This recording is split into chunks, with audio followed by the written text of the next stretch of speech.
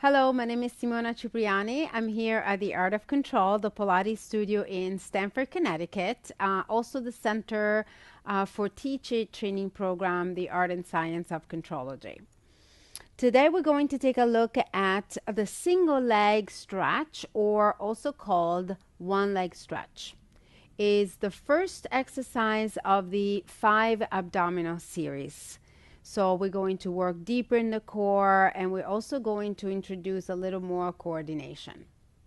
So Sam is here to do the exercise with us, and we're going to start first with one leg at a time, from a very, very basic level and up until we get to perform the way the abdominal series is going to be performed.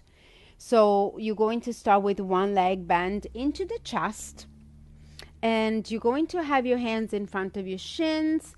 If you have a knee injury or you don't want to put too much pressure on the knee joint, please do modify the exercise the way we normally do, which is underneath your knee and really grabbing underneath your thigh here. Okay, so you could do it in this position, or you could do it the way we just showing you a second ago.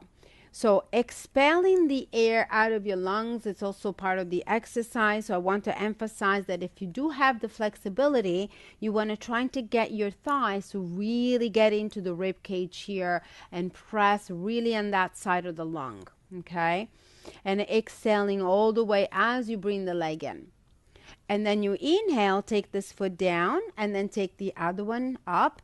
And then again, you can have your hands under your thigh or in front of your shin and really focus on the stretching of all this area around the hips, and also really expelling the air out of that lung. And again, inhale as you exchange your legs, and exhale all the way out. So I'm looking for the alignment of the shoulder to the knee, to the hip, and to the foot. And then I'm going to guide the other leg as Samantha is going to extend the other leg out. So I could be here. I can also stand so that I can see a better posture in the entire body. And then we're going to do it together. So you're going to extend your leg to me, and I'm just keeping the leg just in alignment. The leg that it's extending up in midair, it's actually going to stay in the midline of the body. So that means the heel, the navel, and the middle of the chest, and the nose, it's all in the same line. Versus the leg that it's stretching towards Samantha is going to the direction of the shoulder, to the hip, to the sit bone, to the heel. Okay, so she's getting it a little bit more on the outside. And then we're going to switch your legs, then the arms, and she's going to pull it all the way in every time to emphasize the breath. When she's getting a little bit stronger and see that the box alignment of the shoulder and the pelvis is stable and in aligned with each other, then she's going to pick up the head, reach forward with your chin onto your chest to really now finally work deeper in the core. And switch your arms and legs. Inhale, exhale as you come in. Inhale, exhale as you come in. And inhale, exhale as you come in. And now Sam is already doing the coordination of the arms, which at this point we can teach the client because everything else is in place. So you keep going. So the outside arm, the one that is going down to the ankle, is that the outside arm, and the inside arm is the one that is closer to your shoulder. So make sure that the right hand goes to the right ankle and the left to the left ankle. And that takes a little while to get the coordination going. That's why we don't teach that at the very, very beginning. And then once this is all nice in place and she's working very deep in the core, then we can also pick up the pace. So it will be inhale on both legs and exhale on both legs. Inhale and then exhale deep. And of course, the leg can go from a 45-degree angle to a little bit lower. And eventually, the goal is to have your feet in the same line with your eyes. And then come all the way in, bring your feet down, and rest. some of the modification that you can apply at the very beginning, especially if there are people that need to build strength in the neck area, is also to be able to support the head a little bit higher. And I put one pillow, but sometimes you might actually need more than one. This is going to, again, facilitate for her to come up with the head, and then while she's doing the exercise, if she gets really tired in the neck area, she can always take a little break and just lower the head for a few repetitions and then pick it up again. So the other one, it would be if she has a problem with the shoulders or the arms, then she can also do this very, incorporating the upper body stabilization, but also do it with one leg at a time, as I showed before. So just bring one knee in and pull it in. Keep your arms by your side. And then press your arms into the mat. So if that's a shoulder issue or elbow or hands, then she can just bring one leg in, utilize the abdominals to stabilize the pelvis, and then take the other leg up and take the one all the way out to the good. And whatever extension she has, so it could be a little higher, it could be a little lower, and then bring one knee in, use your stomach muscle, and then change and change. So she could do it without your hand, without the help of the arms and hands. Or if she has a knee issue, she's going to hold onto the thigh one at a time, and again extend without bending the knee so much. So you can just keep that knee a little more open and just grab under the thigh and just be able to still feel the stretch on the thigh there. Good. And so those are the main modifications you can use. The other thing I wanted to add was, I'm going to take the pillow out for a second, was actually the level of the shoulder in relationship to the torso. So when you actually perform the exercise the way you want to perform it at the end, bend one knee into the chest, and then let's just go to the full expression of the exercise, how we call it. Pull it in here.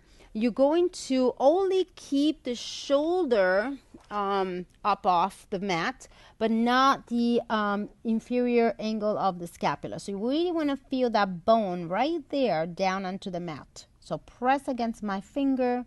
That's it. Beautiful. And now keep going. One.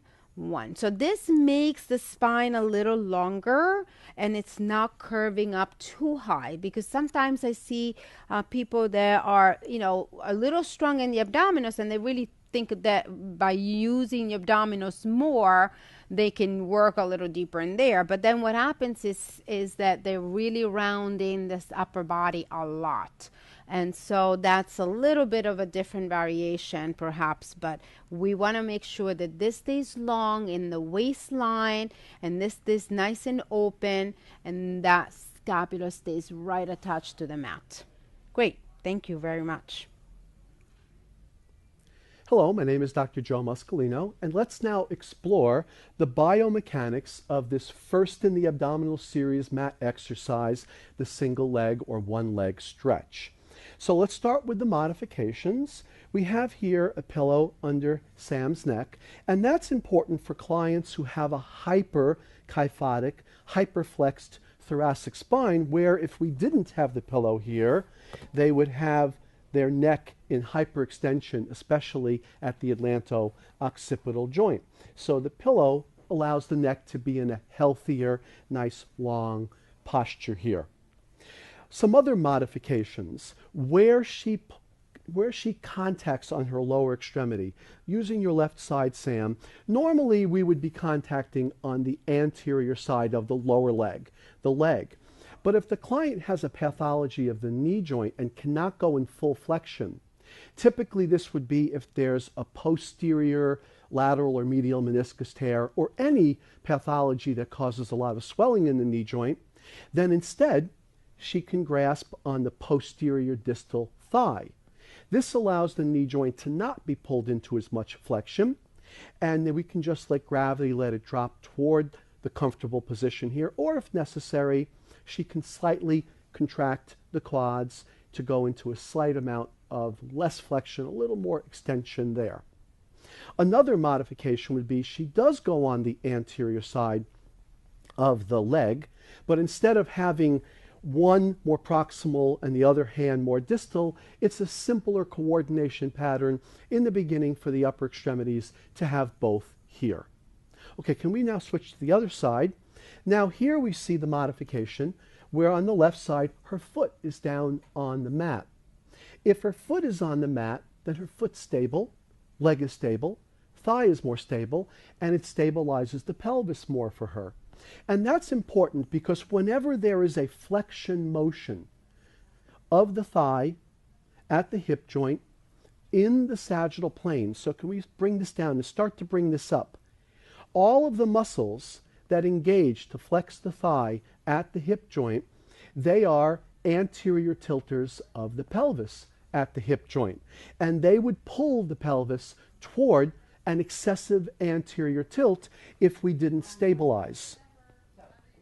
So we bring this down and show that if you start to bring this up and you don't stabilize the pelvis will go in excessive anterior tilt, which would then put the lumbar spine in excessive lordotic extension curve, which would jam the facets together. So bring this up now, keep this foot down, you can grasp here. So by having the foot down, we help stabilize the pelvis for the beginner client who's weaker in their anterior abdominal wall musculature, the rectus abdominis, external and internal abdominal obliques. Okay, so those are our modifications. We can take this away. Sam does not need the pillow. Okay, so the next part is she's going to now start to work deeper in by bringing the head and neck up off of the mat. Now, she's going to do this, but we're going to start to contract isometrically flexors of the cervical spine as well as the thoracic spine some. But looking at the cervical spine, we do not want her to lead with the chin up because that would engage too much, overly facilitate the sternocleidomastoid, which would tend to cause extension at the atlanto-occipital joint and jam that joint. So it's important that she keeps the chin slightly tucked here. Next, even though we're asking them to do a deeper engagement now with this exercise by coming up more, working into the core more, we don't want it exaggerated and coming up too much. If she goes past the inferior angles of the scapula, or the inferior angles of the scapula, then she's going to round her thoracic spine too much. Go back to a healthier. In fact, rest on down. And for the client, again, that has that hyperkyphotic thoracic spine, we really don't want to encourage that excessive rounding. So what we want is, now come on up, the healthy way, we want to work into the abdominal area here, but we want to keep the thoracic spine long. Okay, beautiful. Now let's start to do the coordination pattern of the motion of the lower extremities, and just do it nice and slowly. On the left side, she's flexing the thigh at the hip joint, while the right side, she goes down to less flexion, which means she's moving toward extension. And now she's flexing on the right side, extending on the left side, and flexing left, extending right. So what's happening with muscle engagement? So come on this side. As she flexes the right side, she concentrically contracts hip flexor muscles. Go ahead up here. Now she's flexing on the left, concentrically contracting hip flexor muscles. Go again. But now as the left side goes down toward extension, she is eccentrically contracting the hip flexor muscles. And now on the right side going toward extension, eccentrically contracting hip flexor muscles. Just go back and forth. So she's always contracting hip flexor musculature, always placing a demand on the core to stabilize the pelvis in the sagittal plane. It's just a matter of whether she's contracting the hip flexors concentrically or eccentrically. Do another one, go one more, and stay here. And now let's take a look at here. Because the knee joint is fully extended, we're also going to be working all of the quads, but especially the rectus femoris, which is both a hip flexor and a knee extensor. Okay, now go back and forth. Now, there's a problem that sometimes occurs where we're always asking the client to pull in here and reach long there. But if the client gets a little over enthusiastic, so reach long here and now exaggerate. If she reaches too far, she'll bring the pelvis distally down and the pelvis will depress on this left side. And now we're having a frontal plane distortion of the pelvis. We don't want that. And there are two ways to stop that from occurring. So let's do it the healthy way. One is, go ahead, by pulling in more on this right side, it's less likely that the left side can go too far. But the other way is, how do we stop the pelvis from depressing on this left side? We stop it from depressing with a force of elevation. What can do elevation? All lateral flexors of the trunk on this left side, such as quadratus lumborum, the QL, and other lateral flexion musculature like the erector spinae and the transversospinalis. So we also have in this exercise a frontal plane challenge to stabilization of the pelvis. Just show a nice healthy expression of the exercise, and there we have the full single leg stretch exercise. Okay, and you can go on down. So an addendum to our discussion of the biomechanics here, I just want to make a point that a major point of this exercise is the coordination pattern with the deep engagement in the core. But I also want to make sure that we're very clear on what muscles are working in the core to stabilize the pelvis. So whenever we have a sagittal plane contraction of hip flexors that would anteriorly tilt the pelvis, we are stabilizing with posterior tilt musculature of the anterior abdominal wall, which is all anterior abdominal wall musculature that has any vertical component to their line of pull, meaning rectus abdominis, external abdominal oblique, internal abdominal oblique. That's the sagittal plane musculature. As we said before, if they were to reach too far and there is a frontal plane challenge, it would primarily be lateral flexion musculature of the trunk, the spine, the core, and we made a point of it being quadratus lumborum, paraspinal muscles like erector spinae and transversospinalis, but it can even be external and internal abdominal obliques and rectus abdominis here, because they are lateral to the midline and they would also have a pull in the frontal plane, keeping the pelvis up on that side. One other thing to mention is it's common in kinesiology when we discuss movements to say, well, gee, if you're going against gravity, you're concentrically contracting here, and when you go with gravity, you eccentrically contract here to slow down the motion going down. And we said that, and that is true. But in Pilates, we very often want a co-contraction because we want to engage muscles on both sides of the joint to better stabilize, in this case, the head of the femur into the acetabulum, into the hip joint socket. But also because when we go down, Sam, would you do this exercise full bore, like the full rate?